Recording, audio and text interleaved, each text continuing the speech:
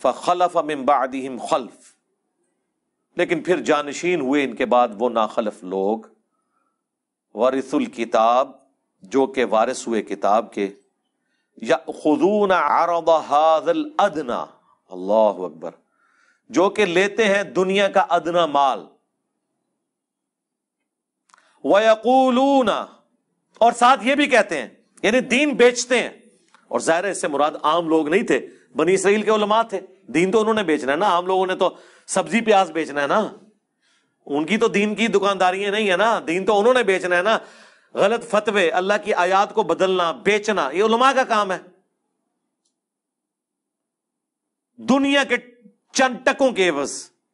اور وہ ساتھ کہتے تھے سَيُغْفَرُ لَنَا، اللہ ان قریب ضرور ہمیں بخش دے گا۔ ہم بھی کہتے ہیں نا یا اللہ جو کچھ بھی ہے تیرے محبوب کی امت سے ہے، دیکھو جی کلمہ پڑھے جی ایک نہ ایک دن جنت چلے ہی جانا، ایسی یہ وہی چیز، وہی مینٹیلٹی بنی اسرائیل کے اندر موجود تھی، کم چک کے رکھو ایک نہ ایک دن چلے جائیں گے۔ وَإِن يَأْتِهِمْ عَرَضٌ مِثْلُهُ، اور اگر آ جائے ان کے پاس اتنا مال اور، یأخذوہ، لے لیں گے۔ وہی میں نے آپ کو یہاں پہ بھی بتایا، وہ علماء جو آپ کو کہتے ہیں غیر مسلم ملکوں میں جا کے نوکریاں نہ کریں، کافروں کے ملکوں میں آپ کی کمائی حرام ہے، انہی کو آپ ممبر سے اترنے کے بعد ڈالرز دینا چندے کے طور پر، کبھی کسی نے نہیں کہنا کہ یہ تو آپ کی کمائی کیا ہے۔ آج تک کسی چندہ دینے والے کو کسی عالم نے نہیں پوچھا کہ تو کسی سودی کاروبار میں تو نہیں ملوث؟ نہیں، بتانے کے لیے بہت اچھی بات ہے، پوچھیں گے نہیں کبھی بھی، آپ بتا کے بھی دیکھ لیں، واپس نہیں کریں گے انشاءاللہ، آپ کو مایوس نہیں لوٹائیں گے انشاءاللہ۔ یہاں پہ بھی اللہ ہمارا ان کو اور بھی ملے نہ ملے گا، یہ لیں گے۔ الم یؤخذ علیہم میثاق الکتاب، اللہ اکبر، کیا نہیں لیا گیا تھا ان سے کتاب کے بارے میں پختہ عہد، یعنی تورات کے بارے میں۔ مال تو ہاتھوں ہاتھ لیتے ہیں اور دین کے نام کے اوپر کمائیاں کر رہے ہیں، اور جو وہ دین تھا اس پہ عمل ہی کوئی نہیں ہے۔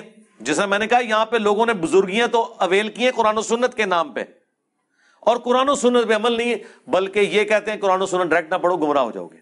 اگلے دن ہمارے لائیو سیشن میں ایک بندے نے سوال کیا کہ میں ادھر کرسچنز کے ملک میں ہوں، وہاں پادری بھی یہ کہتے ہیں کہ ڈائریکٹ انجیل نہیں پڑھنی گمراہ ہو جاؤ گے۔ تو وہ کہہ رہا تھا کہ یار یہ کیا وجہ ہے کہ سارا مذہبی طبقہ ایک جیسا ہی ہے؟ میں کہ ہاں، مولوی سارے ایکو جینے پاویں، پادری ہون، پنڈت ہوں، چاہے مولوی ہوں مسلمانوں کے، یہ طبقہ ایک جیسا ہے۔ اس کی دو ریزن ہے، ایک تو یہ کہ انہیں یہ پتا چلے گا جب یہ کتابیں ڈائریکٹ پڑھیں گے نا تو کتابوں کا دین ان علماء سے مختلف ہوگا، تو ان کو سوال کریں گے حضرت اس میں تو یہ لکھا ہے آپ تو یہ کر رہے ہیں۔ دوسرا، ان کا جب دماغ کھلے گا اور ان سے سوال پوچھیں گے، اکثر چیزوں کے جواب نہیں ان کو آتے ہوں گے۔ اور تیسرا، جو ان کا اسٹیبلش دین ہے جس کے اوپر وہ کمائیاں کر رہے ہیں، اس کے بالکل اپوزٹ دین قرآن و سنت کے اندر موجود ہے یا ان کتابوں میں۔ آج بھی ایک ان ایمبیگوس سٹیٹمنٹ ایسی نہیں تورات اور انجیل میں جو شرک کی طرف مائل کرتی ہو۔ وہ کتابیں تبدیل ہو کر بھی توحید کے اعتبار سے کامل ہیں، کیونکہ اگر توحید بھی اس میں ختم ہو جاتی پھر یہود و نصارہ کے لیے ہدایت کا کوئی ذریعہ نہ ہوتا۔ آپ کس کتاب سے ان سے بات کرتے؟ قرآن کو تو وہ مانتے ہی نہیں ہیں۔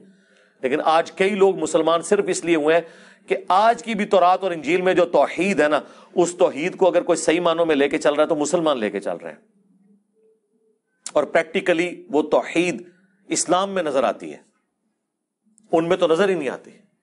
اچھا، سیم وہی جملے بولتے ہیں کہ جی یہ جو آپ سامنے پڑھ رہے ہیں نا، اس کے اندر ایک باطنی معنی بھی ہوتا ہے جو اہل معرفت جانتے ہیں۔ جو اسٹیٹ لکھا ہوا نا بالکل واضح، وہ کہتے ہیں اس کو چھوڑ دیں، آپ اس کے پیچھے جائیں۔ چلو پیچھے جانے سے بھی یہی چیز نکلنی چاہیے نا، دنیا میں تو یہی ہوتا ہے نا کہ آپ پانی کا کنواں کھود رہے ہیں، 100 فٹ کے اوپر جا کے پانی نکلا ہے تو نیچے جا کے یہ تو نہیں ہوگا کہ تیزاب نکل آئے گا۔ آپ پانی کے لیے کنواں کھود رہے ہیں نا، تو نیچے اس سے صاف پانی نکلے گا۔ یہاں کیا کہتے ہیں اور اندر بڑھو، اور اندر بڑھ کے کوئی اور شاہی باہر کاٹ لیتے ہیں۔ وہ اندر نہیں ہوتا، وہ باہر جا رہے ہوتے ہیں اس سے۔ تو اللہ تعالیٰ ہمارا ہے کہ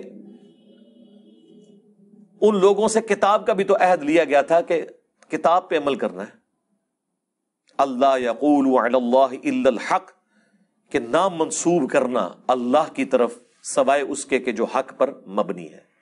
وَدَرَسُوا مَا فِيهِ، اور پڑھ لیا انہوں نے جو کتاب میں تھا. اس کے باوجود انہوں نے اللہ کی طرف غلط عقیدے منسوب کیے. یہاں پہ لوگ اللہ تعالیٰ کے حوالے سے کئی ایک عقیدے ایسے کلیم کر دیتے ہیں کہ ہم انہیں کہتے ہیں یہ کہاں لکھے ہوئے ہیں؟ وہ کہتے ہیں جی اللہ چاہے تو ایسے ہو سکتا ہے. اللہ چاہے تو قاسم نانوتوی صاحب مرنے کے 6 سال کے بعد قبر سے نکل کے دیوبند میں 2 مولویوں کی صلح کرا کے واپس جا سکتے ہیں، خواب میں نہیں، بیداری میں. ہم کہتے ہیں یہ اللہ کے اوپر جو آپ نے جھوٹ باندھا ہے یہ قرآن میں کہاں لکھا ہوا ہے؟ قرآن میں تو سورہ یاسین میں، سورہ واقعہ میں اللہ نے فرمایا جو دنیا سے چلا گیا وہ کبھی دنیا میں واپس نہیں آ سکتا. حضرت عیسیٰ بھی جو مردے زندہ کرتے تھے وہ دنیا میں واپس نہیں آتے تھے، وہ مردے کے پاس کھڑے ہوتے تھے، قم باذن اللہ کہتے تھے، وہ کھڑا ہوتا تھا تھوڑی دیر کے لیے، وہ کہتا تھا عیسیٰ اللہ کے پیغمبر ہیں، ان کی اطاعت کرو، پھر ساتھ ہی واپس چلا جاتا تھا. دنیا میں کوئی واپس نہیں آ سکتا، یہ اللہ کا ڈیفینیٹ قانون ہے. چاہے کوئی بزرگ نہیں، اللہ چاہے، سرکار اللہ کا چاہنا آپ چاہیں گے، یہ وہی چیز ہے. لا یقول علی اللہ الا الحق، مت اللہ کے اوپر کوئی بات ایسی منسوب کرو سوائے اس کے کہ جو حق پہ مبنی ہے. پڑھ لیے جو کچھ کتاب میں تھا. والدار الآخرۃ خیر للذین یتقون، اور جو آخرت کا گھر ہے وہ تو بہتر ہے ان لوگوں کے لیے جو پرہیزگاری کی روش اختیار کریں. افلا تعقلون، کیا تم اتنا بھی نہیں سمجھتے، اتنی عقل بھی نہیں رکھتے؟ یہ کانٹے کی بات ہے، کتاب کو فالو کرنا ہے اور آخرت کے لیے تگ و دو کرنی ہے. یعنی پورا دین یہی ہے نا کہ آپ نے اللہ کی وحی کو فالو کر کے آخرت اپنی بنانی ہے. پورا دین یہ نٹ شیل کے اندر ہی ہے. دین بیچ کے دنیا نہیں کمانی.